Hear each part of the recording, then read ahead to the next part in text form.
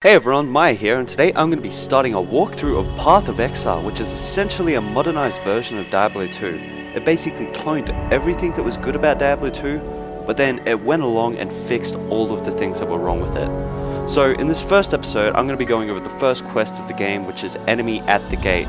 So basically what we're going to have to do for this quest is as follow: find our first weapon, level up for the first time, kill our first boss, the Hillock, then get our asses into town as fast as we can, because there's a lot of zombies around here and I'm a little bit nervous. So, when you first wake up, you're stranded on the beach with no clothes or items, so what do we want to do?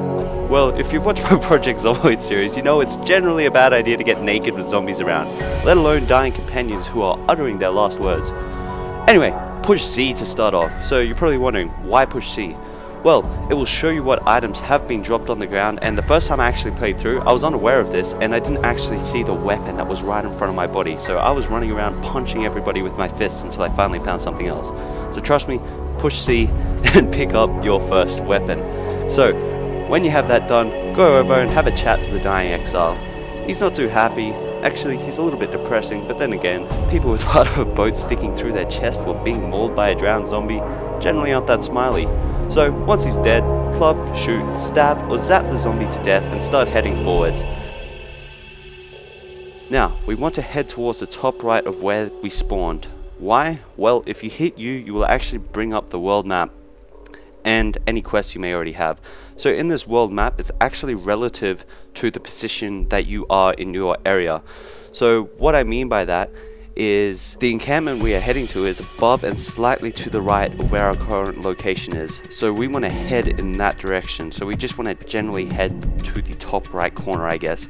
So even though the maps are randomly generated, things like entrances to new areas will generally be in the same place as they are on the world map. So they'll generally be in that, same sort of direction. So along the way, you're going to encounter a heap of mobs, and they shouldn't be too much of an issue to kill. Remember, your potions refill after killing enemy units, so don't be afraid to use them. The number keys 1 to 5 are good for this, and remember, on your way, pick up the armor that you find. Just pick it up, even if it's not useful for you. So anyway, after killing a few things, you should eventually level up, which is great. Congratulations, have fun working your way through the huge passive tree. Now, you can either level into this straight away, or just leave it until you get to town. It's not too important as they are only passive abilities, but it is one of the selling points of this game, so check it out whenever you're ready. So, once you finally get to the outside of the encampment, a quest will pop up and you will encounter your first boss, the Hillock. So, the quest Enemy at the Gates literally means kill the big ass fucker and run inside before something else tries to get you. He's pretty easy to kill. He starts off with these plain fists attack, then they don't do too much damage. He'll eventually pull out his sword, and be careful here because he will start hitting harder, but as long as you are smart with your flasks, it shouldn't be an issue. If you're ranged, it might be better an idea just to kite him around. Once again, he's pretty simple to kill, and as long as your potions are filled, you shouldn't have too much of an issue just standing there and tanking it to death. So, after he's dead, he's dropped a few blue items. This means they have magic properties. Yellow items are greater than blue generally. Now, you can identify them using a scroll of wisdom, but keep in mind, this game isn't designed for you to identify every item you get like you would have in Diablo, for example. Only identify what you need or you will run out very, very fast.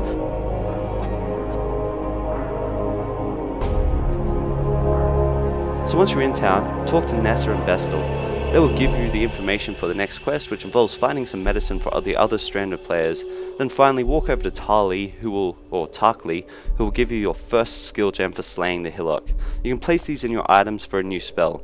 So you can view the spells in the bottom right hand corner, so simply click on the blank spaces and select your spell, and they apply to the key that is set to. So for example, the top 3 are for the left, middle and right buttons on your mouse, and the bottom 5 are for Q, W, E, R and T.